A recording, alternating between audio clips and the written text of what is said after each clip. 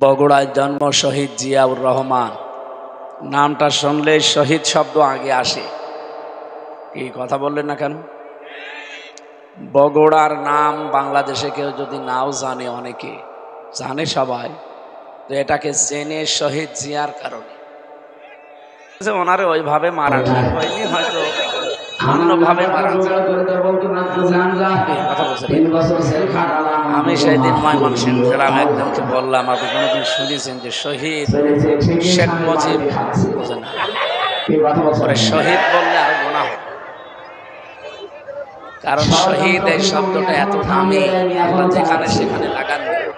কোরআনে কারিমে সূরা বাকারা 153 নম্বর আয়াতের মুখের উপরে আল্লাহ নোটিশ দিয়েছে, আলা তাকুলু লিমা ইয়াকতালু ফি সাবিলিল্লাহি আমওয়াত বাল আহইয়াউ ওয়ালাকিন লা তাশউরুন। আল্লাহ বলেন, পৃথিবীতে কেউ এই কথা বলবে না, যারা শহীদ হয়েছে এরা মরে গেছে, ইনদা রাব্বিহিম ইরসাকুন। সূরা আলে ইমরান 169 নম্বর আয়াতে আছে, ধারণাও করবা না যারা শহীদ হয়েছে এরা মরে গেছে। না, এ ধারণা করাও জায়েজ নেই। এ ঘোষণা কার বলেন তো? আরো জোরে বলেন। কেন? ইনদা রাব্বিহিম ইরসাকুন, তারা রবের কাছে খাবার পাচ্ছে, আল্লাহ নিজে তাদেরকে রিজিক দিচ্ছে। ঘুমিয়ে থাকলে খাওয়া লাগে? আরো জোরে বলেন। মানুষ জেগে থাকলে খাওয়া লাগে। এজন্য শহীদ যারা হয় এরা ঘুমিয়ে যায় না। আলহাজ মোশাররফ হোসেন এখন যদি মারা যান, যদি ঈমান নিয়ে মরতে পারেন, কবরে দিয়ে দেবেন, ঘুমিয়ে পড়বে, কিয়ামত পর্যন্ত ঘুমাবে। সিংগায় ফৎকার দিলে ওই দিন আল্লাহর দরবারে উঠবে জবাব দেওয়ার জন্য। এই শেষ, এর আগে পরে আর কিচ্ছু নেই। তাও ঈমান নিয়ে মরা লাগবে। কি নিয়ে বলেন বলেন? কিন্তু শহীদ যারা হয়ে যায় এ মানুষগুলো ঘুমায় না, যেহেতু জেগে থাকলে খাওয়া লাগে, আর খেলে রক্ত গোশত মাংস তৈরি হয় না, আল্লাহ নিজে তাদেরকে খাওয়ায়, আর এগুলো তাদের শরীরে তৈরি হয়। হযরতে হামজা তার প্রমাণ। তিনি শহীদ হওয়ার 30 বছর পরে তার কবর একবার ভেঙে গিয়েছিল, মদিনায় ঢল হয়েছিল ব্যাপক আকারে। ছোটবেলায় তারা যারা যুদ্ধ করেছিল এখন তারা মুরব্বী হয়ে গেছে, খোঁজ খবর নিয়ে দেখতে দেখতে যেয়ে দেখে হযরতে হামজা 30 বছর আগে উহুদের ময়দানে যেখানে যেখানে তাকে আঘাত করেছিল কাফেররা, ওই জায়গা দিয়ে এখনো ফিনকে দিয়ে রক্ত বের হচ্ছে। বলেন তো, উনি 30 বছর যদি খাবার না খাবে তাহলে শরীরে রক্ত পেল কোথায়? বলেন। এই জন্য শহীদ জিয়া এই শব্দটা আমরা নিজেরা বানাইনি, অবশ্যই এটা চলে আসতেছে অনেক দিন। ওনার ইন্তেকালের পরেই এই শব্দটা তার নামের আগে পরে লেগে গেছে। তাকে মেরে ফেলা হয়েছে। বঙ্গবন্ধুর নাম বললাম এ কারণে যে তার নামও আমরা শুনি, কিন্তু কেউ শহীদ বলি না। বলি তাকেও তো মেরে ফেলা হয়েছে। শহীদ হওয়ার জন্য কিছু কাজকর্ম আল্লাহর পছন্দ হওয়া লাগে। ওয়ালিয়ালামাল্লাহুল্লাযীনা আমানু ওয়া ইয়াত্তাখিযা মিনকুম শুহাদা, সূরা আলে ইমরান 140 নম্বর আয়াতের মাঝের অংশে আছে। তোমাদের ভেতরে আল্লাহ দেখেন যে কার ঈমান এবং কোন মানুষকে আমার আল্লাহ তার জীবন যৌবন পছন্দ করেন, তাকে এমনি মরণ দেয় না। আমি বললাম না, আলহাজ মোশাররফ মারা গেলে যদি ঈমান নিয়ে মরে তো ঘুমিয়ে থাকবে, আর শহীদ হয়ে মরলে আল্লাহ খাওয়াবে। এই জন্যে আল্লাহ যাদের ঈমান এবং তাদের যৌবন পছন্দ করে, এই মানুষটাকে আল্লাহ এমনিতেই মরণ দেয় না, শাহাদতের মরণ দিয়ে ধন্য করে। সুতরাং উনি যে সমস্ত কাজ কারবার গুলো করেছিলেন আপনারা জানেন। মসজিদে নামিরা একটা মসজিদ আছে, যেহেতু হজ করেছে, আমরা যেখানে যারা বসে আছি সবাই হাজি। আরাফাতের ময়দানের পাশে এইটা কাবা শরীফের ইমাম। আমি 16 সালে নিজে শুনেছিলাম, উনি দোয়া করছিলেন, খুতবা দিতে গিয়ে আরবিতে বলছিলেন শহীদ জিয়াউর রহমান। এই নামটা উচ্চারণ করে উনি আরবিতে একটা দোয়া করলেন পরে, যে আল্লাহ তার মাথার উপরে কুদরতের ছায়া বৃদ্ধি করে দেয়। চিন্তা করলাম এ দোয়া উনি করে কেন? পরবর্তীতে নিম গাছ আছে না আরাফাতের ময়দানে, ওটা লাগিয়েছে আপনাদের এই বগুড়ার শহীদ জিয়া।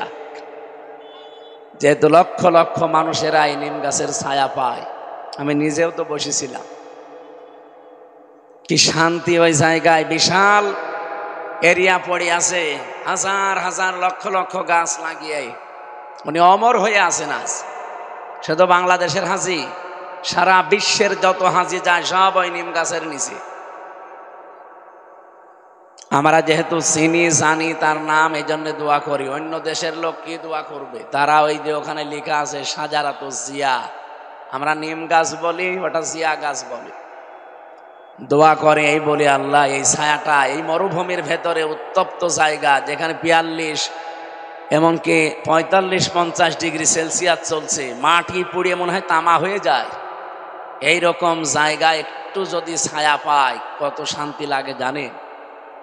এই জায়গায় ওনার গাছ লাগানো, ওনার হাতের গাছ, কিয়ামত পর্যন্ত এই গাছের চারা থাকতেই থাকবে। আর উনি কিয়ামত পর্যন্ত আল্লাহর কাছে এই বান্দাদের দোয়া পেয়েই থাকবে। আরাফাতের ময়দানে দোয়া কবুল হয় আমরা জানি। এ প্রথম নাম্বারে সেই জায়গা। আমার বগুড়াতে না, শুধু যেখানেই যাই এমনিতেই মন থেকে শহীদদের জন্য আমি দোয়া করি। বিশেষ করে 24-এর 5 আগস্টের আগ পর্যন্ত যারা শহীদ হয়ে গেল এ দেশে, শহীদ আবু সাইদ, মুগ্ধ, রায়হান, ইয়ামিন, ফয়সাল সহ 2732 জন মানুষকে, ভাই যে বলছিলেন ফ্যাসিবাদী, আসলেই ফ্যাসিস্ট। আমিও আয়না ঘরে 10 দিন ছিলাম, মিনিটায় কি যে কষ্ট দেয় ওরা। আমি তো তাও ছোটটাই ছিলাম, ব্যারিস্টার আরমান ভাই ছিল বড়টাই। ওরা এরকম চেয়ারে বসিয়ে দেয়। আপনারা যে চেয়ার এখন দেখছেন ওটা কারেন্টের শর্ট দেওয়া চেয়ার, ওটা এভাবে খালি কাঁপে। আর আমাদেরকে যেটা বসিয়েছিল ওই চেয়ার কাঁপে না, ঘোরে। হাত আর পায়ে ওরা ক্লিপ লাগিয়ে দেয়, গলার সাথে বেল্ট লাগিয়ে দেয় যেন নড়তে না পারে। একটা মেশিন আছে ওদের কাছে, ওটা নিয়ে এসে এই আঙ্গুলের কাছে, হাতের আর পায়ের কাছে ধরে। এমন মাপ করে মেশিন বানানো, শুধু একটা টিপ দেবে, একবারে আপনার এই নখগুলো খুলে চলে আসবে। নখ খুলে ফেলেন তো দেখেন ফিনকি দিয়ে রক্ত বের হবে। কি কথা বলছেন এখানে? শুধু রক্ত বের হইলে যদি ছেড়ে দেয় তাও তো হয়, ওর ওপরে পাতলা লবণ ছিটিয়ে দেয়। আর ওই যে চেয়ারের ওপরে বসিয়ে একটা টিপ দেবে শুধু সুইচে, 1 মিনিটে 120 বার ঘুরবে। তাহলে সেকেন্ডে কয়বার? 2 বার। আপনার মাথার ভেতরে আল্লাহ এমন কিছু সূক্ষ্ম জিনিস দিয়ে রেখেছেন, আমরা দেখেছি বিজ্ঞান। এখানে কম্পিউটার ভিড়ান, আমি দেখাবো আপনাকে। ফ্রন্টাল লব আছে, অক্সিপিটাল লব আছে, প্যারাইটাল লব আছে, সেন্সরি কর্টেক্স আছে, মোটর কর্টেক্স আছে, ল্যাব আছে। এরকম 70,000 জিনিসে মাথার ভেতরে। এই যে মগজগুলো দেখতে পান, এত সূক্ষ্ম সূক্ষ্ম তার দেওয়া আছে এখানে, পুরা শরীর কন্ট্রোল করছে এখান থেকে। এগুলো ঝাঁকানি লাগে। 1 মিনিটে যদি 120 বার আপনাকে ঘোরানো যায় চেয়ারে বসে, 1 মিনিট পরে মনে হবে আমি 2-3 দুনিয়া দেখতে পাচ্ছি। যেহেতু রিমান্ডে অধিকাংশগুলো হিন্দু অফিসার পেয়েছিলাম, ওরা তো আর আল্লাহ রসুল বিশ্বাস করে না। তখন এই কথা বলতো যে কেমন লাগছে এখন আপনি 2-3 দুনিয়া দেখতে পাচ্ছেন না? হ্যাঁ দেখতে পাচ্ছি। বলে আপনাদের তো, আপনাদের আল্লাহ, আপনাদের নবী, আপনাদের মাওলানারা তো এই কথা বলে যে মরে গেলে নাকি 10 দুনিয়ার সমান জান্নাত পাওয়া যাবে। এবার 10 দুনিয়া দেখতে পাচ্ছেন। এই কথাগুলো ওই সময় শোনায়, কেমন লাগে বলেন তো? আমি এই কথাগুলো এখন বলছি, অথচ এটা আমার ফেস করা লেগেছে। বাস্তবে যে কত কঠিন অবস্থা ছিল, আমি এখন নিজেই আমার কেমন যেন শিউরে ওঠে শরীর, যে আমি এইরকম জায়গায় ছিলাম। 3টা বছর ওরা এই ফাঁসির কন্ডেম সেলের ভেতরে 24 ঘন্টা তালা লাগিয়ে রাখত। সম্মানিত বগুড়াবাসী, শহীদ জিয়াউর রহমানের জন্য আমি মন থেকে দোয়া করছি, আল্লাহ যেন তাকে শাহাদতের সর্বোচ্চ মর্যাদা দান করে। তার জীবনের যে ভালো কাজগুলো আছে আল্লাহ যেন কবুল করে। মানুষ হিসাবে অন্যায় কম বেশি সবার আছে, আল্লাহ যেন নিজ গুণে মাফ করে দেন। তার স্ত্রী, যাকে এক কাপড়ে এই ফ্যাসিস্ট হিংসার বশবর্তী হয়ে এক কাপড়ে বের করে দিয়েছিল 40 বছরের বসবাস করা বাড়ি থেকে, ম্যাডাম খালেদা জিয়া ওই দিন যা কন্দন করেছে। আমি কয়েকদিন আগে ওনার বাবার বাড়ি ছিলাম, ফেনী, ওনার বাবার গ্রামে। ওখানে যে দোয়া করেছিলাম যে আপনার ফেনীর জামাই শহীদ জিয়া, আর এটা তো তার শ্বশুর বাড়ি, ম্যাডাম খালেদা জিয়া ওই দিন যা খন্দন করেছিল তামাম দুনিয়া কেঁদেছে তার কান্না দেখে। আর এই রাক্ষসী মহিলা বসে বসে হাসতেছে। তামাম দুনিয়া যেখানে এনার কান্না দেখে কন্দন করে, আফসোস করে, আর ও ভিডিও দেখে দেখে হাসে। গতকালকে আমি সাতক্ষীরা ছিলাম, কত মানুষের বাড়ি ঘর বুলডোজার দিয়ে একেবারে মাটির সাথে মিশিয়ে দিয়েছিলেন। পৃথিবীতে যতটুকু করবেন অতটুকু আপনার উপরে আল্লাহ শোধ নেবে, তারপরে আপনার মরণ হবে। 13 সালে আপনি ভেঙেছিলেন, মাত্র কয় বছরের ব্যবধানে এখন দেখেন আযাবুল বুলডোজার নাজির হয়েছিল। এই ফেব্রুয়ারির 5 তারিখে আযাবের নাম কি? আযাবুল বুলডোজার। একেবারে মিশিয়ে দিয়েছে মাটির সাথে। এটা শুধু মিশিয়ে শেষ করে দিয়েছে, ঝামেলা যারা করেছিল এর পরবর্তীতে অপারেশন ডেভিল হান্ট আরম্ভ হয়েছিল। এটা আর একটা গজব। যৌথ বাহিনী এটা আরম্ভ করেছিল। যৌথ বাহিনী দেখলে মুমিন যারা তারা খুশি হয়, যারা নিরপরাধ মানুষ তারা খুশি হয়, আনন্দ পায়। আর যারা খুনি, যারা জালেম, যারা দুর্নীতিবাজ, এদের সবচাইতে বেশি ঝামেলা হয়। এই জন্যে ফেব্রুয়ারির 5 তারিখের পর থেকে ডেভিল হান্ট চলছে, শয়তানের খোঁজে। এটা মুমিন যারা, নিরপরাধ যারা, তাদের কোনো চিন্তা আছে? বলেন, চিন্তা কাদের? যারা খুনি, যারা 2732 জন মানুষকে খুন করেছে আগস্টের 5 তারিখের আগ পর্যন্ত। 34,000-এর উপরে যারা মানুষকে পঙ্গ করে হাসপাতালে এখনো ফেলে রেখেছে। এটা বিশাল বোঝা দিয়ে গেল এই মহিলা আমাদের। এই বোঝা টানতে এখন এই দেশের আমাদের ব্যক্তি, পরিবার, সমাজ এবং রাষ্ট্রের এবং ঋণের বোঝা দিয়ে গেছে। এই দেশে এখন কেউ জন্ম নিলে কমপক্ষে 1,10,000 টাকা তার মাথার উপরে ঋণ। এটা আপনি দিয়েছেন। যদি আগের থেকেই চলে যেতেন, স্বামীর বাড়ি তো যাবেনই, আগের থেকে চলে গেলে অন্তত আমাদের এই ঋণটা হয় না। যত টাকা মারিং কাটিং হয়েছে বলে সব আমরা বানিয়েছি বাবার টাকায়। কি বাবার টাকায় বানালেন? পদ্মা সেতু যে খরচ করে বানিয়েছে, 4টা বানানো যেত ওই টাকা দিয়ে। এই কথা বলছেন না কেন? এই যে পাবনা রূপপুরের যে বিদ্যুৎ কেন্দ্র, এই জায়গা থেকে 82,000 কোটি টাকা ওনার বোন মারিং কাটিং করেছে। 2-3 দিন আগের একটা ভিডিও দেখেছেন না? উনি বলছে যে আমারে মানুষ শুধু গালি দেয়, দোষ কি শুধুই আমার বোন কিছু করেনি? আপনার বোনও করেছে, শুধু আপনার বোন না, আপনার বোনের মেয়েও করেছে। এই কথা বলে না কেন?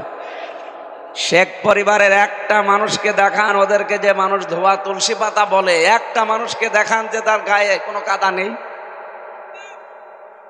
এত কাদা লেগেছে যে সাফ করতে গেলে বাংলাদেশে সব পানি লাগবে এখন। সুতরাং বগুড়ায় যেহেতু এসেছি, শহীদ জিয়ার নামে আমি দোয়া করলাম এই কারণে, আল্লাহ রাব্বুল আলামিন তার যে খেদমত ইসলামের জন্য এটা যেন কবুল করেন। তার যে দল আছে, এ দলকে যেন আল্লাহ হেদায়েতের উপরে রাখেন। বলেন আমিন। ম্যাডাম জিয়াকে সুচিকিৎসা দেওয়ার জন্য নিয়ে গেছে। এই ফ্যাসিস্ট এতদিন যেতে দেয়নি মিথ্যা মামলা দিয়ে। এখন যিনি আছেন চিকিৎসায়, সুস্থ হয়ে আবার ফিরে আসবেন বাংলার বধূ, বাংলায় ইনশাআল্লাহ। মঞ্চে বসে আছেন আপনাদের এলাকার আমার বড় ভাই, আমার বিশ্ববিদ্যালয়ের, আমাদের আল কোরআনের, আমার আগের ইয়ারের বড় ভাই, আপনাদের এই এলাকার সন্তান মনে হয়। কোথায় বাড়ি আমি জানি না। নওগাঁ, পাশের জেলা নওগাঁ। সামনে বসা আমার মুসলমান ভাইরা, বিশেষ করে পর্দার আড়ালের সম্মানিতা মা এবং বোনেরা, প্রাণপ্রিয় বগুড়াবাসী, রব্বুল আলামিনের দরবারে দোয়া করছি, সামনে একটা বিশাল রহমত, বরকত, মাগফিরাতের মাস ছায়া ফেলতে যাচ্ছে। নবীজি এই মাস আসার আগেই দোয়া করতেন, আল্লাহুম্মা বারিক লানা ফি রজব ওয়া শাবান ওয়া বাল্লিগনা রমাদান। হে আল্লাহ, রজব আর শাবানের বরকত আমাদেরকে দান করো, রমজান পর্যন্ত আমাদের হায়াতটা বাড়িয়ে দাও। বলেন তো, হায়াত চাওয়া জায়েজ আছে? কি ঘুমাচ্ছেন আপনারা? আমি বেশি দিন বেঁচে থাকতে চাই, এই কামনা করা বেঁচে জায়েজ আছে? জায়েজ নেই। বেশি দিন বেঁচে থাকার আকাঙ্ক্ষা করে মুশরিকরা। কারা? ওয়ালা তাজিদান্নাহুম আহরাসান নাসি আলা হায়াতিন ওয়া মিনাল্লাযিনা আশরাকু। আল্লাহ পাক বলেন, হে নবী, এই পৃথিবীতে যারা মুশরিক আপনি দেখতে পাবেন তারা বেশি দিন বেঁচে থাকার আকাঙ্ক্ষা করে। ওদেরকে যদি বলেন ইয়াবাদু আহাদুহুম লাউ ইয়াম্মারু আলফা সানা, তোমরা 1000 বছর বেঁচে থাকবে, ওরা বলবে আলহামদুলিল্লাহ আমরা আরো বাঁচতে চাই। তার বেশি দিন বেঁচে থাকার আকাঙ্ক্ষা কাদের? মুশরিক। বলেন বলেন, আমরা কি মুশরিক? তাহলে নবীজি কেন বললেন বাল্লিগনা রমাদান, হে আল্লাহ তুমি রমজান পর্যন্ত আমাদের হায়াতটা বাড়িয়ে দাও। এই হাদিসের ব্যাখ্যায় আমি দেখেছি নবীজি এই কারণে বলেছিলেন, কারণ এই 11 মাসের ইবাদত আপনি যতই করেন না কেন এই 1 মাসের সমান কখনো করতে পারবেন না। আপনি এই সমস্ত মাসে যদি একবার সুবহানাল্লাহ বলেন একটা নেকি পাবেন। রমজান সামনে আর কয়দিন আছে? মাত্র এই 13 দিন পরে যে বিশাল রহমত মাগফিরাত নাজাতের মাস ছায়া ফেলছে। রমজানের চাঁদ ওঠার পর পরে একেবারে ঈদের দিনের আগ পর্যন্ত যদি একবারও সুবহানাল্লাহ পড়তে পারেন 70 বার বলার সওয়াব হয়ে যাবে। এই মাসে এখন 2 রাকাত নামাজ পড়লে যা হবে, এই মাসে এখন 70 রাকাত নামাজ পড়লে যা হবে, রমজানে 2 রাকাত নামাজে সেই সওয়াব হবে। নবীজিকে জিবরাইল কথা আগেই জানিয়েছিল যে মাসের মর্যাদা এত বেশি এত বেশি এত বেশি। নবীজি এজন্যই বলতেন আল্লাহ আমার হায়াতটা বাড়িয়ে দাও, আমি দুনিয়ার এই হায়াতটাতে এত বেশি নেকির কাজ করতে চাই যেটা দিয়ে আমার জান্নাত পরিপূর্ণ হয়ে যায়। বগুড়াবাসী আমাদেরও টার্গেট আখিরাত। এই জন্য দুনিয়ায় যে কদিন বেশি আছি আমার সবচাইতে বড় কাজ হবে আমি আল্লাহর ইবাদত করে আমার জান্নাতের বিশাল ঠিকানা প্রশস্ত করা। জান্নাত যেহেতু কারো জন্য বানানো নেই, আপনি যা করবেন এইটা দিয়ে আপনার জান্নাত বানানো হবে, আপনি যা করবেন এইটা দিয়ে আপনার জাহান্নাম তৈরি করা হবে। রব্বুল আলামিন জানিয়েছেন লাহা সাবাতু আবওয়াব লিকুল্লি বাবিম মিনহুম জুজউম মাকসুম। সূরা নাহাল 14 নম্বর, সূরা হিজরের ভেতরে আছে এটা 14 নম্বর পারার 3 নম্বর পৃষ্ঠার 7 নম্বর লাইনে 44-45 নম্বর আয়াত। হে নবী, জাহান্নামের দরজা কিন্তু 7টা। দুনিয়া যে যে ধরনের অপরাধ করবে আল্লাহ তাকে ওই দরজা দিয়ে প্রবেশ করাবে। এখান থেকে আমাদের শিক্ষা নেওয়ার বিষয় এই পৃথিবীতে আমরা যে ধরনের কাজ করছি এই কাজ দিয়ে আল্লাহ জাহান্নামের ওই দরজা আমাদের জন্য বানিয়ে রাখছে, ওইটা দিয়ে আল্লাহ আমাদের প্রবেশ করাবে। আমরা যে ধরনের নেকির কাজ করব ওই কাজ দিয়ে আল্লাহ জাহান্নামের যে 8টা দরজার নাম শুনি না, জাহান্নামের দরজা 8টা না, জান্নাতের দরজা 100টার উপরে। যে যা ধরনের কাজ করবে দুনিয়ায় মরণের পরে আল্লাহ জান্নাতের ওই দরজা দিয়ে ওই স্তরে আল্লাহ তাকে পৌঁছিয়ে দেবে। এই জন্য আমাদের এখন শিক্ষা নেওয়া লাগবে, যেহেতু রমজান সামনে আসছে, এমন এমন নেকির কাজে আমরা আঞ্জাম দিতে চাই সামনে, এমন কিছু কাজ আমাদের এই ছোট্ট জীবনে করতে চাই। আল্লাহ রাব্বুল আলামিন জান্নাতের সুউচ্চ চূড়া যেটা, দরজা যেটা, বাপ যেটা, ওটা যেন আমাদের জন্য প্রস্তুত করে রাখে। জাতির পিতা হযরত ইব্রাহিম আলাইহিস সালামকে মেরাজে যে নবীজি দেখেছিলেন, বিশ্ব নবী ডাক দিয়ে বললেন, হে আমার পিতা, আপনি একটা চিন্তা নিয়ে বসে আছেন কোন কারণে?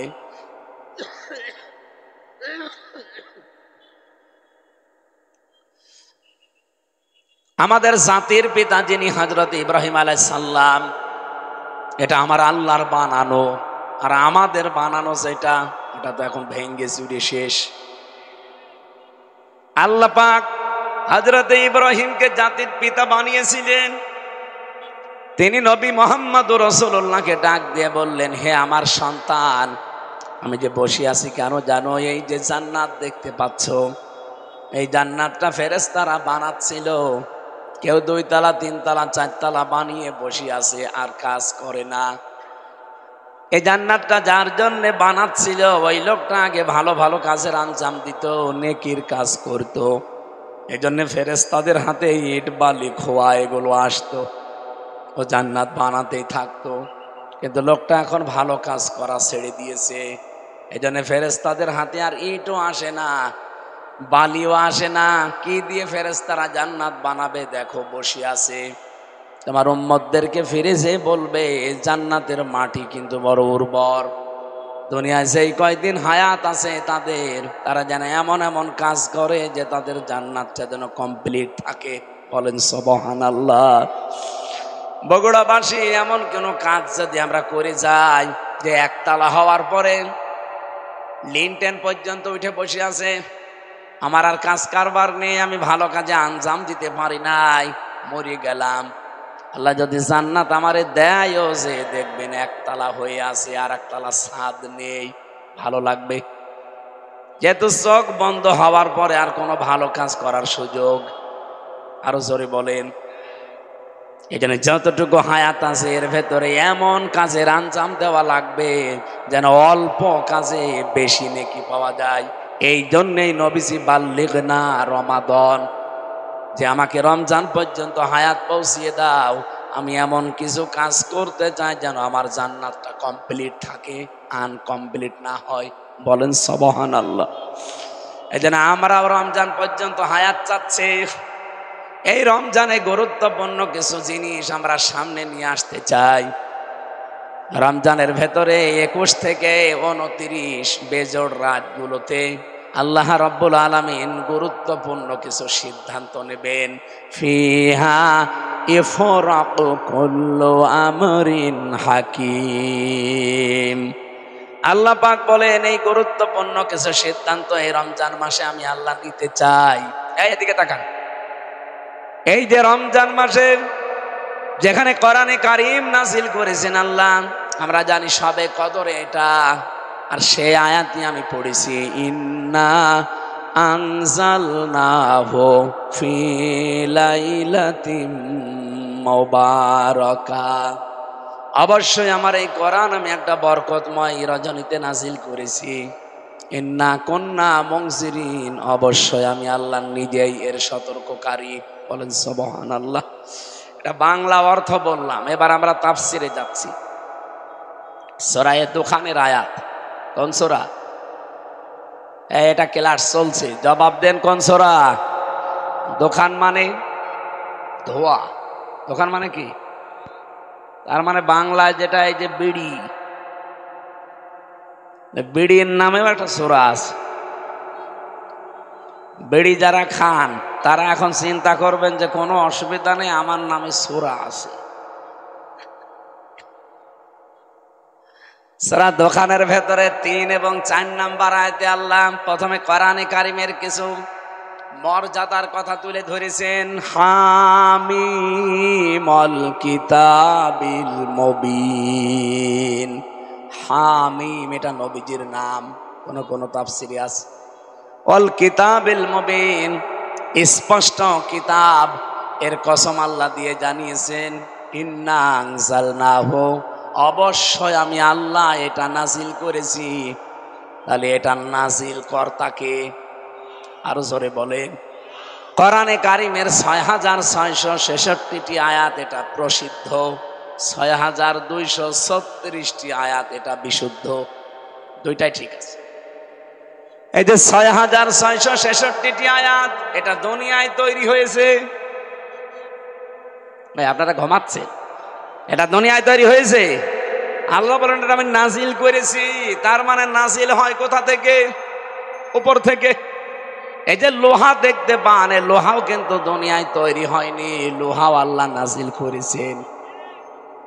আমাদের ভেতরে যেটা নড়াচড়া করছে এর নাম রুহু। এর নাম কি? এর রুহু তৈরি হয়েছে কোথায়? জগতে।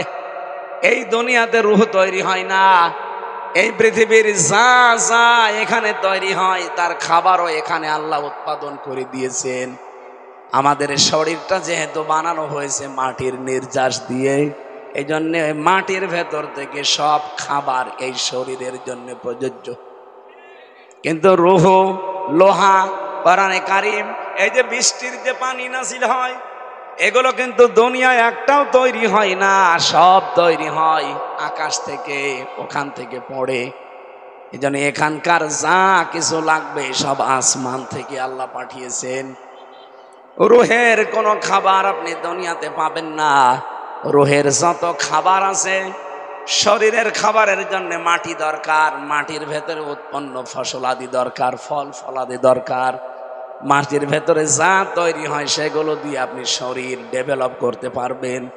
কিন্তু রূহ, এইটাকে যদি কেউ উৎকর্ষতায় নিয়ে যেতে চায়, রূহকে যদি কেউ শক্তিশালী করতে চায় শরীরের মতো, রূহকে যদি সঠাম বানাতে চায়, মাস্ট বি তাকে আসমানের খাবার খাওয়া লাগবে। রব্বুল আলামিন বলেন রূহুর খাবার হচ্ছে আমার কোরআন, কারণ কোরআন ও আসমানের রূহ। আরো জোরে বলেন।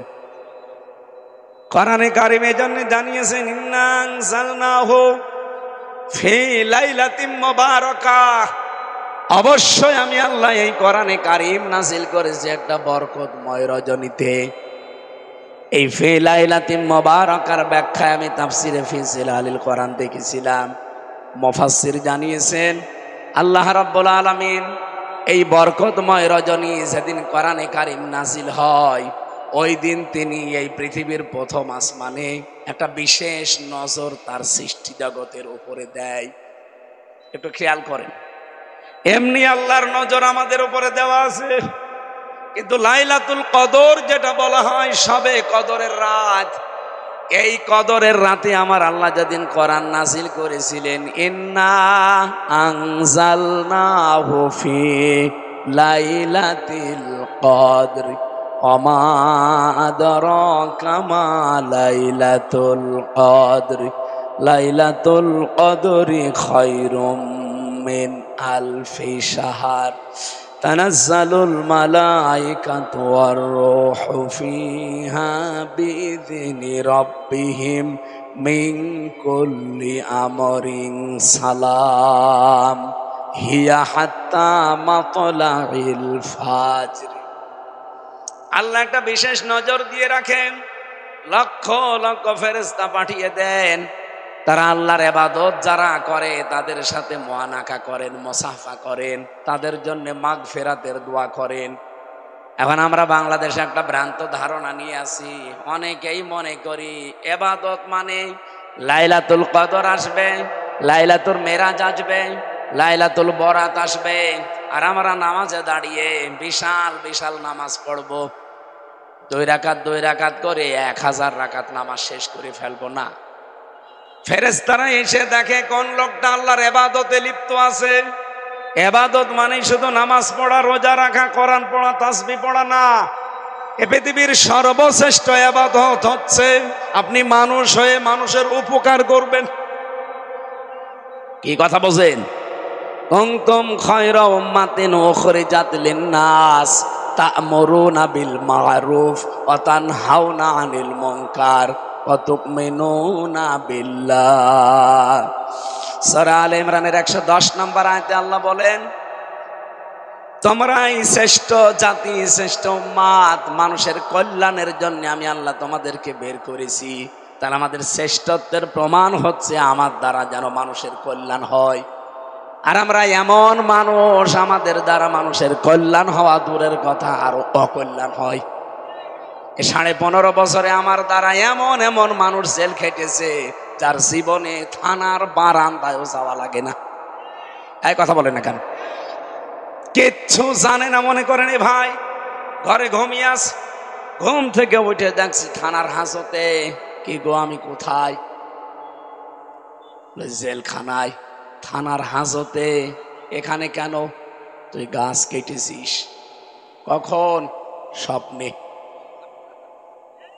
এরকম মামলা দেশে ছিল না? আপনার দ্বারা তা মানুষের উপকার হওয়ার কথা, আপনি কি করলেন? হাজার হাজার মানুষকে, প্রায় 1.5 লাখ মানুষকে এখনো পর্যন্ত জেলখানা এই 15 বছরে আমার মনে হয় যারাই জেলে ছিল অধিকাংশগুলোই মিথ্যা আর বানানো মামলায়। এই জন্য আমরা চাই হাসিনার আমলে যারাই জেলে গেছে এই মানুষগুলোকে আর ভেতরে রাখা ঠিক না, ছেড়ে দেওয়া দরকার। হিংসার বশবর্তী হয়ে শুধু এই মানুষগুলোকে আপনি আটক করে রেখেছিলেন। বগুড়াবাসী আপনার শ্রেষ্ঠত্বের প্রমাণ যে কিন্তু ফেরেশতারা আসবে ওই দিন রাতে, এসে শুধু আপনি নামাজে থাকবেন, রোজা করবেন, জিকির করবেন, কোরআন পড়বেন, তাসবিহ পড়বেন, তার জন্যই মুসাফা করবে না। আল্লাহর ফেরেশতারা এসে দেখবে যে আপনি জনকল্যাণমূলক কোন কাজে আছেন। অন্তত এই রাতের বেলা যদি আপনি একটু যেয়ে দেখেন যে 2-3 বাড়ি পরে কোন মানুষের বাড়িতে খাবার নেই, কার মেয়েটা লেখাপড়া করতে পারে না বা বিয়ে দিতে পারে না, সাধ্যমতো যদি তার বাড়িতে যে কিছু দিয়ে একটু সান্ত্বনার বাণী দেন, এইটাই পৃথিবীতে সবচাইতে বড় নেক কাজ। এরকম কাজ সবে বরাতে সবে কদরে দেশে হয় না, খালি এই মসজিদ থেকে ওই মসজিদ, ওই মসজিদ থেকে ওই মসজিদ, খালি ঘুরে বেড়ায়, মনে হচ্ছে ইবাদতের বন্যা বয়ে যাচ্ছে। ফেরেশতা শুধু জিবরাইল আসে না, লক্ষ লক্ষ নিয়ে আসে। আর আল্লাহ বলেন আমি নিজে আমার সৃষ্টি জগতের উপর একটা বিশেষ নজর দেই, অন্য দিনও দেই, তবে এই সবে কদরে সবে বরাতে একটা বিশেষ আলাদা নজর দিয়ে রাখি। আমরা 5টা রাতের নাম পেয়েছি, সবে বরাত, সবে কদর, সবে মেরাজ আর 2 ঈদের রাত। এই 5 রাতে আল্লাহ একেবারে প্রথম আসমানে আসে, ডাক দিয়ে বলে দেখো যারা ট্যাক্স তোলে না, সরকারের লোকজন যখন ট্যাক্স তোলে, ট্যাক্স দেওয়া হয়ে গেলে একটা কাগজ আপনাকে হাতে ধরিয়ে দেয় যে আপনার ট্যাক্স পরিশোধ হয়ে গেছে। আপনি যখন একটা মাস রোজা রাখবেন, হক আদায় করে, ঈদের দিন আমার ফেরেশতারা এসে আপনাকে একটা টোকেন ধরিয়ে দেবে যে আল্লাহর বান্দা, তোমাকে আল্লাহ জাহান্নাম থেকে মুক্তির একটা সনদ দিয়ে দিয়েছে। রব্বুল আলামিন বলেন আমি একটা বিশেষ নজর দেই, কি বলি জানো? এ নজরে আমার বান্দাদেরকে আমি ডাকতে থাকি, আসো, যদি কারো অপরাধ থাকে আমার কাছে বলো, অপরাধগুলো আমি আল্লাহ ক্ষমা করে দেব। কিন্তু যদি বান্দার কাছে কোনো অপরাধী থাকো, আমার কাছে মাফ চাওয়ার দরকার নেই, আগে ওই বান্দার কাছে স্বীকার করে আসো। এই 15.5 বছরে আল্লাহর কাছে অপরাধ যাই হয়েছে, আমি যতটুকু দেখলাম এই 15.5 বছরে সবচাইতে মানুষের বান্দার কাছে অপরাধ বেশি হয়েছে। উনি বলছিলেন যে 3 বার আমরা আসলে ভোট দিতে পারি নাই। আসলে আমার এখন 33 বছর বয়স, 92 সালে আমার জন্ম। আমি হিসাব করে দেখেছি 18 বছর থেকে ভোট দিলে আমি 3 বার ভোট দিতে পারতাম, একবারও পারি নাই। আমি মানুষেরটা বলতে যাব কোন কারণে? আমার নিজেই তো ভিকটিম। তার মানে 3 বার আমি যদি না পারি, বেড়েছে কে? একবার তো একবারে 154 জন হয়ে গেলেন, আর একবার রাতের ভোট দিনে করে ফেললেন। এই কথা বলেন এখানে। ভোটটা কিন্তু আমার অধিকার ছিল, আমার হক ছিল, আপনি আমাকে দিতে দিলেন না। এটা রাতের ভোট যে দিনে হয়েছে এর প্রমাণ আমার সাথে এক ওসি ছিল, ওই যে নুসরাত হত্যা মামলার ওসি। উনি একদিন আমারে ফাঁসির কন্ডেম সেলের ভেতরে এসে আমারে বলছো, হুজুর আপনি জেলে এসেছেন, আমি খুব খুশি হয়েছি। কেন আপনি খুশি হয়েছেন? কোন কারণ? আমি জেলে পয়সা মরছি আর আপনি খুশি না? বলছে বাইরে আপনার ওয়াজ শুনতাম কিন্তু কাছে যেতে পারতাম না, আজকে একেবারে সরাসরি 2 জন এক জায়গায়, এই জন্য আপনি খুশি। কেন, কি প্রশ্ন করবেন বলেন? বলছে এই যে নির্বাচন গেল, আমি বাইরে ছিলাম, সারা রাত আমি কিন্তু আমার লোকজন দিয়ে ভোট কেটেছিলাম, ফজরের আজান দিলে বাক্সগুলো জায়গা মতো পাঠিয়ে দিয়েছি, এরপর আমি গোসল করলাম, ওযু করলাম, তাওবার নামাজ পড়লাম 2 রাকাত, এবার বললাম আস্তাগফিরুল্লাহ।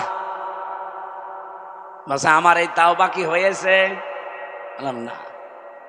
আপনি তো আল্লাহর কাছে অপরাধ করেন না যে আস্তাগফিরুল্লাহ পড়েন, আপনি অপরাধ করেছেন হামজার কাছে। এরকম একটা এমপি বানাতে 2.5 লাখ 3 লাখ 4 লাখ হামজা লাগে। কথা বলেন না কেন? এই কাহালু আর কোন থানা মিলে নন্দীগ্রাম, এই 2 আসন 2 থানা মিলে যারা বসবাস করে 4 লাখ তো হবে কমপক্ষে ওনার এমপি বানাতে। এই 4 লাখ মানুষ ওনারে ভোট দেওয়া লাগবে। কথা বলছেন না কেন? আর আপনি নিজেই সব রাতের বেলা ভরে নিলেন, আমাদের কোনো গুরুত্ব নেই আপনার কাছে। আপনি আস্তাগফিরুল্লাহ মাফ হবে না আপনার, আপনি যতক্ষণ পর্যন্ত এই 4 লাখ হামসার কাছে সে মাফ না চাবেন। কিন্তু দুঃখের বিষয়, আপনি তো 8 বছর জেল, আপনি 8 বছর পরে বেরিয়ে দেখবেন মাফ চাবেন না। অনেক হামজায় 8 বছরে মরে গেছে, আপনি তাদের কাছে মাফ চাবেন কি করে? সুতরাং একটা জালেমাকে টিকিয়ে রাখতে গিয়ে এদেশের বহু মানুষের আখেরাত নষ্ট হয়ে গেছে। কথা বলেন না কেন? আগামীতে কারো আখেরাত যেন নষ্ট না হয়। রব্বুল আলামিন কিন্তু প্রথম নাম্বারে একটা বলে যে আমার কাছে মাফ চাও, আমার অপরাধগুলো আমি মাফ করে দেব, কিন্তু আমার বান্দার সাথে কোনো যদি অপরাধ হয়ে থাকে ওটা আমার মাফ করার এখতিয়ার নেই, ওর কাছে আগে মাফ চাও। তার মানে 15.5 বছরে কত মানুষের কপালে আগুন লেগেছে আপনি বলেন? যার জন্য যা করলেন তারা তো ঠিকই পালিয়ে এখন আরামে আছে। কোনদিন আপনাকে জিজ্ঞাসা করেছিল যাওয়ার সময় যে আমি চলে যাচ্ছি 14টা ব্রিফকেস নিয়ে সব মাটি ভরে নিয়ে গেলাম? মাটি ভরে নিয়ে গেছে। একটা বারের জন্য আপনাকে বলে গেল না যে দেখো চলে গেলাম তোমরা ভালো থেকো? এমনকি কাওয়া কাকেও কেউ বলে নাই। আমার নাম্বারটা জোগাড় করে তো বলতে পারতো যে হামজা 3 বছর জেল খাটালাম, অন্তত মাফ করে দিও, তাও বলে নাই। চলে যে ঠিকই স্বামীর বাড়িতে খাচ্ছে। কে কথা বলছে না কেন? ষড়যন্ত্র কিন্তু উনি এখনো থামিয়ে দেয়নি, এখনো চালাচ্ছে। এমনকি এখন আরো বেশি। ডোনাল্ড ট্রাম্প আসার পরে ওরা চিন্তা ভাবনা করেছিল ট্রাম্পকে দিয়ে আরেকটা গুটি চালার। এই জন্য মোদি সাহেব এখনই যে পড়ে আছে যে ট্রাম্পের কাছে আমাদের দেশ সম্পর্কে এমন এমন কিছু তথ্য তুলে ধরবে যেন এ দেশ জঙ্গি এটা প্রমাণ করা যায়। এই যে আমরা এক জায়গায় বসে কোরআন শুনছি, জমার দিন নামাজ পড়ে বের হই না? হাজার হাজার মানুষ যখন জমার দিন বের হয় রাস্তায় নামাজ পড়ে, ওই সময় কিছু উগ্র আছে এই দেশে, আমি নাম নিলাম না তাদের, এই শয়তান উগ্রগুলো ছবি তুলে ওখানে পাঠায়, বলে এই দেখেন বাংলাদেশ জঙ্গিতে ভরে গেছে। এমনিতেই ট্রাম্প সাহেব তো দাড়ি টুপি দেখলে ভয় পায়। বাংলাদেশে যে জঙ্গি নেই তার প্রমাণ এই 6 মাস 10 দিন। এই কথা বলেন না কেন? 6 মাস 10 দিনে একটা জঙ্গি মামলা হয়েছে? কেউ ধরা পড়েছে? কেন পড়ে না? কারণ জঙ্গির নাটক যিনি লিখবে উনি তো স্বামীর বাড়ি, আর যাদেরকে দিয়ে এগুলো স্ক্রিপ্ট করাবে তারা এখন সব পালিয়েছে। এই মনিরুল, আসাদুজ্জামান কাউন্টার টেররিজমের এগুলো এরা করতো। আলেমদেরকে ইসলামপন্থী মানুষদের ধরে নিয়েছে, ধরে নিয়ে এক জায়গায় আটক করে রাখতো 2 মাস 5 মাস 6 মাস পরে বের করে বলতো এই যে জঙ্গি ধরা পড়েছে। কিচ্ছু না, এগুলো সব বানানো। আমি রিমান্ডে নিজে ওদের গোপন কথা শুনেছি মাটির নিচে। ওরা নিজেরা বলা কওয়া করছিল যে এইভাবে আর কতদিন। এই দেখেন কোরআন আমার সামনে, আল্লাহর কসমে মাথায় নিয়ে বলছে, ওরা নিজেরা বলেছে, আমি মাটির নিচে বসে শুনেছি। ওরা তো আর জানে না, ওরা মনে করছে ওর সব কিছু তো বান্ধা, আর আমি যে ওখানে আছি ওরা ওই সময় জানেও না। ওখানে যাই কয়টা অফিসার ছিল নিজেরা বলা খাওয়া করছে যে এইভাবে আর কতদিন। কারণ আমার নামে মামলা দিয়েছে আনসারুল্লাহ বাংলা টিমের প্রধান, আমি সারা বাংলাদেশের, অথচ আমি কিছু জানিই না। আমি ভেতরে যে একজনকে পেয়েছিলাম সে তার নাম আব্দুল মতিন। ওরা যে বলে জঙ্গি জঙ্গি, কিসের জঙ্গি? এই লোকটা আব্দুল মতিন হচ্ছে আল্লাহর দলের প্রধান। ওনার একদিন বললাম যে ভাই আপনি কয় বছর আছেন? বছর 17 বছর। কি আপনি কি? বলছে আমি আল্লাহর দলের প্রধান, আমি সভাপতি। তাই আপনি আল্লাহর দলের সভাপতি, আপনার সেক্রেটারি কে? বলছে আমার ছেলে। আমরা 2 বাপ বেটায় 17 বছর জেলে আছে, আপনার লোকজন বাইরে বসে, আর কেউ নেই। ওরা নিজেরাই সভাপতি, নিজেরাই সেক্রেটারি, এই সমস্ত নিজেরা নাটক করে বানিয়ে ওই 2 জনের জীবন নষ্ট করে, আর আমেরিকার কাছে দেখায়, দাদা বাবুদের কাছে দেখায়, দেখেন এই দেশে কেমন ভয়ঙ্কর জঙ্গি। তার চেহারা দেখলে আপনি নিজেও ভয় পাবেন। এত বড় বড় চুল, গোপ, দাড়ি, কারণ তাদেরকে 24 ঘন্টা তালা লাগিয়ে রাখে। সুতরাং এই দেশটাকে এখনো অস্থিতিশীল করার জন্য চেষ্টায় বসে আছে ডক্টর মোহাম্মদ ইউনূস। তো এই মাথা না, ওর একটা ম্যাগনেট। যেই দিন ট্রাম্প, মোদি গেছে ট্রাম্পের কাছে এই সমস্ত নালিশ করার জন্য বাংলাদেশ নিয়ে, ঠিক ওই দিন আন্তর্জাতিক মিডিয়া নিয়ে আয়না ঘর পরিদর্শনে গেছে, আর জাতিসংঘ ওই দিনই রিপোর্ট দিয়েছে। ওরা একেবারে বাড়া ভাতে লবণ দিয়ে দিয়েছে, নে খা। ট্রাম্প যে কথাগুলো বলেছে একটা হাসিনার পক্ষে আরো বিপক্ষে চলে গেছে। এখনো পর্যন্ত এই পালানো বুবু উস্কানিতে পা দিয়ে যদি এই দেশে অস্থিতিশীল করার চেষ্টা করেন, গোপালগঞ্জের দিকে তাকান, অপারেশন ডেভিল হান্ট চলছে, কিন্তু পেছনে এমন পিটানি দেবে লাল হয়ে যাবে বাদরের মতো। একবার পিটিয়েছিল না উস্কানিতে পা দেওয়ার কারণে? ওই সময় গোপালগঞ্জ থেকে ঢাকায় আসলে, বসে আসলে 300 টাকা, আর দাঁড়িয়ে আসলে 1000 টাকা। আবার যদি কেউ এই দেশে এরকম উস্কানিতে পা দিয়ে দেশটাকে আবার অরাজকতা সৃষ্টি করার চেষ্টা করেন, এরপরে কিন্তু আর একটা নতুন গজব আসতেছে। এখন তো ডেভিল হান্ট চলছে, এর বাবা আসবে আবার। এই জন্যে আমরা কারো উস্কানিতে পা দেব না। কথা বলেন ঠিক কিনা? এদেশকে আমরা শান্ত সৃষ্টি করার জন্য শুধু ওই 14 দল বাদ দিয়ে সব আমরা এখন এক। ওই 14 দল যা করেছে, দেশটাকে জাহান্নাম বানিয়ে ফেলেছিল ওদের নিজেদের বিচারপতির কথা। বিচারপতি বিদায় নেওয়ার আগে বলে গেছে যে কি করবেন, দেশটা তো জাহান্নাম হয়ে গেছে। বিচারপতিরা যদি এই কথা বলতে পারে, আর কোন জায়গা বাকি থাকে বলেন?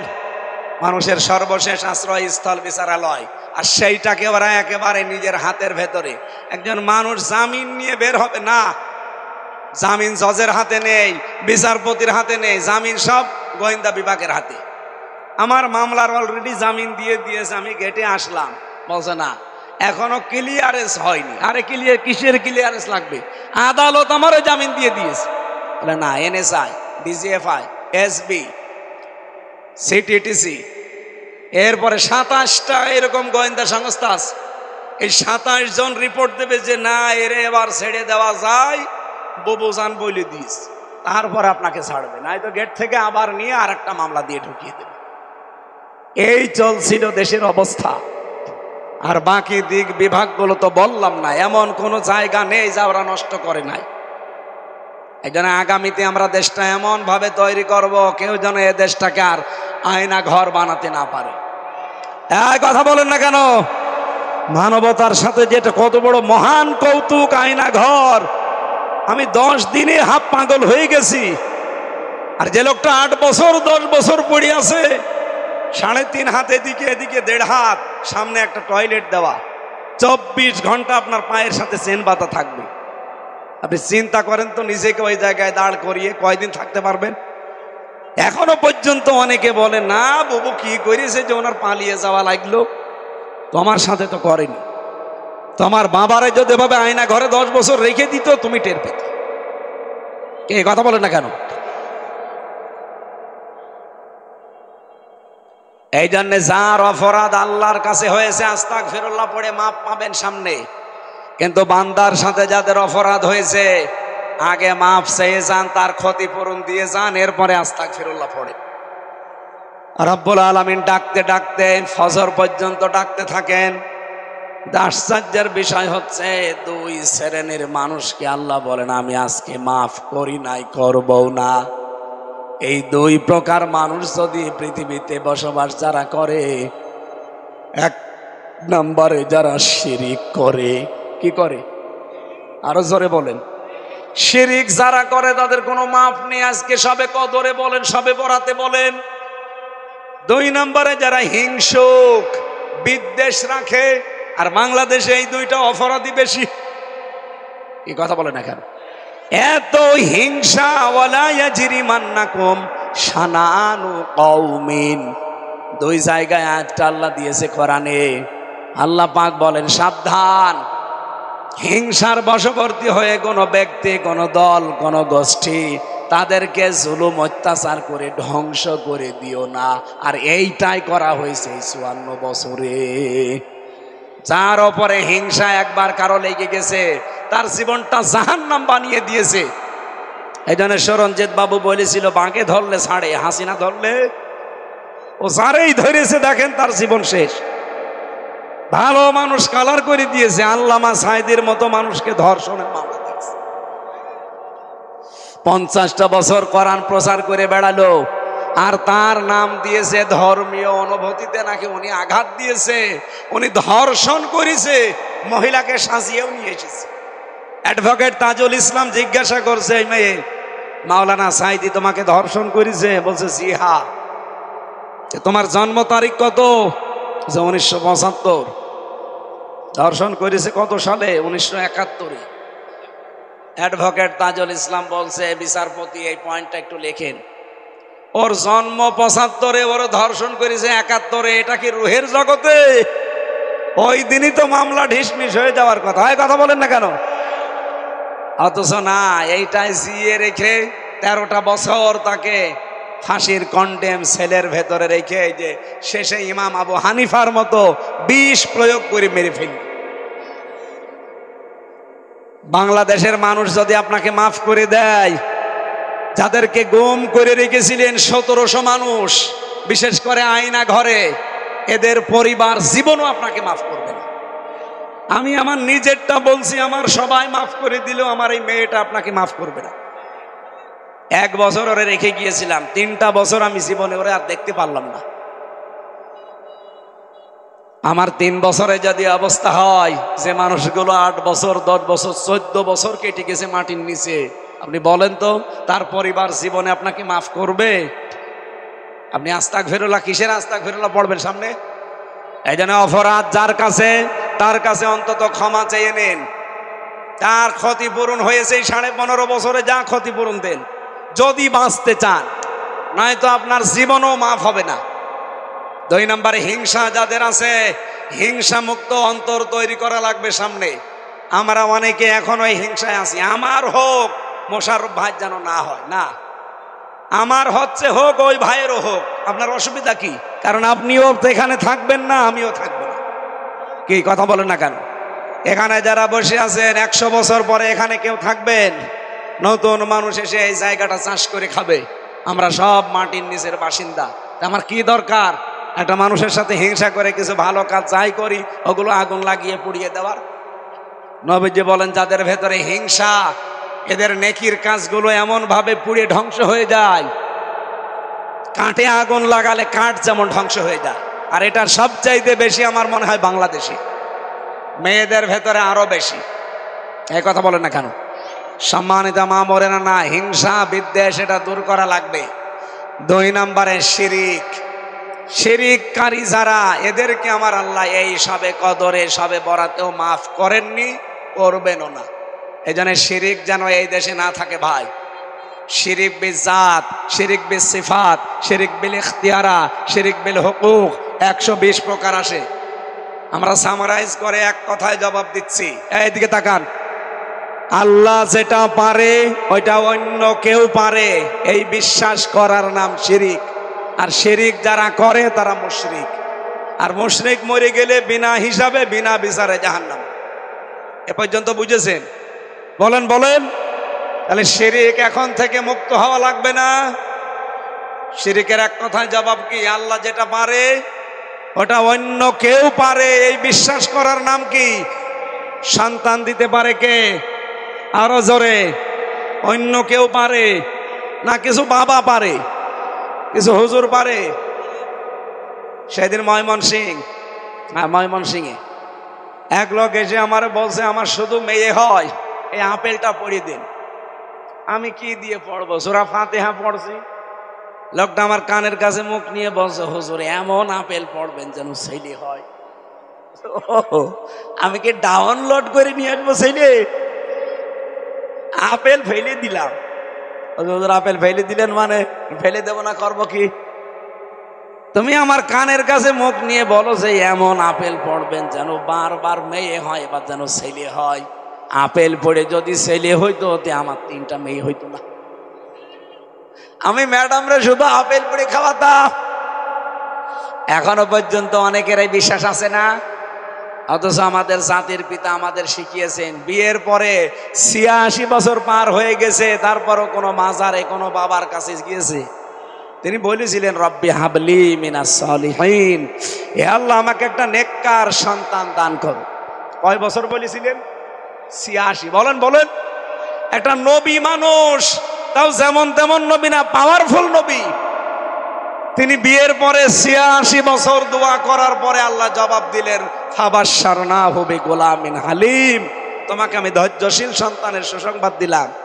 নবীর দোয়া বিয়ের পরে যদি ৮৬ বছর পরে কবুল হয়, আর আমাদের ২-৪ বছরে আমরা হতাশ হয়ে পড়বো, মানে কোনো বাবার কাছে, কোনো মাজারে, কোনো কবরে, কোনো পীরের কাছে কোনো তাবিজ পড়া, আপেল পড়ায় হবে না। সন্তান দিতে পারে কে? যদি না হয় না হবে, কারণ উনি আমাকে না দিয়েই খুশি। ২ নম্বরে, এ জমিন বানিয়েছে কে? আইন চলবে কার? আলা আলাহুল খালকু ওয়াল আমরু, এ জমিন যার, বিধান তার। সুতরাং আল্লাহর আইনের বিপরীতে কোনো আইন এই দেশে যদি চলে তাহলে শিরিক। এক কথা বলেন না কেন? নাকি আবার আপনার জায়গা মতো লেগে যাচ্ছে? আমি বলেছিলাম আল্লাহ যেটা পারে ওটা অন্য কেউ পারে না। আইন দিতে পারে কে? ডক্টর কামালের বানানো এই ৫৪ বছরের আইন কি করেছে? চোর চুরি করে জেলে যায়, ডাকাত হয়, ডাকাত যায়, খুনি হয়। এমনকি আমার নিচতলায় ছিল সে গাঁজাখোর, ওরে ধরে জেলে দিয়েছে, ও ভেতরে যে গাঁজার গাছ লাগিয়েছে। জেলার যে বলছে তুই গাঁজার গাছ লাগালি, বীজ পেলি কোথায়? বলছে আমি ওই যে আদালতে গিয়েছিলাম হাজিরা দিতে মামলার, আর আমার তো হিতাকাঙ্ক্ষী আছে বাইরে, তারা আমার এই বীজগুলো দিয়েছে। আমি এই মুখের ভেতরে এই জায়গায় রেখেছিলাম টোপলা করে, মেশিনে দিয়েছে, কিন্তু মেশিনে ওঠে নাই, স্ক্যানে ধরা পড়ে নাই। আমি ভেতরে চলে এসে গাজার গাছে যে টবের ভেতরে লাগিয়েছি, স্যার দেখেন কত বড় হয়েছে। ডক্টর কামালের তৈরি করা সংবিধান দিয়ে গাঁজাখোর গাজার গাছ লাগায়। চোর যে ৩ মাস পরে ডাকাত হয়, ডাকাত যে ১০ বছর পরে মার্ডার মামলার আসামি হয়। এ কথা বলেন না কেন? আর এর ভেতরে আল্লাহ ৫০০ আইন দিয়েছে। যেহেতু জমিন যার, আইন চলবে তার। সামনে ৫০০ আইন সংসদে কায়েম করে দেন, বাংলাদেশটা মিনি জান্নাত হয়ে যাবে ইনশাআল্লাহ। রমজান মাসে আল্লাহ কোরআন নাজিল করে নাম দিয়েছিলেন আল ফুরকান। ফুরকান মানে সংবিধান। ফুরকান মানে কি? ফুরকান নামে একটা সূরাও কোরআনে আছে, সংবিধান নামে। এর ৭৭টা আয়াত আছে, ৭৩টা ধারা আছে। বাংলাদেশে আগামীর সংসদ কায়েম হবে যদি এই সংসদ নামে, সংবিধান নামে সূরাটার ৭৩টা ধারা ১৭ বার আপনি পরিবর্তন করলেন বাংলাদেশের সংবিধান, এই ৫৪ বছরে কিচ্ছু হয়নি। আর এটা পরিবর্তনও করা লাগবে না, একবার এই ৭৩টা ধারা কায়েম করে দেন, বাংলাদেশটা আমরা আল্লাহর কসম মিনি জান্নাত হয়ে যাবে। আর আমরা সেইটাই সামনে দেখব এবং দেখাবো ইনশাআল্লাহ। আল্লাহুম্মা আমিন। লা ইলাহা ইল্লা আনতা সুবহানাকা ইন্নী কুনতু মিনাজ জালিমিন।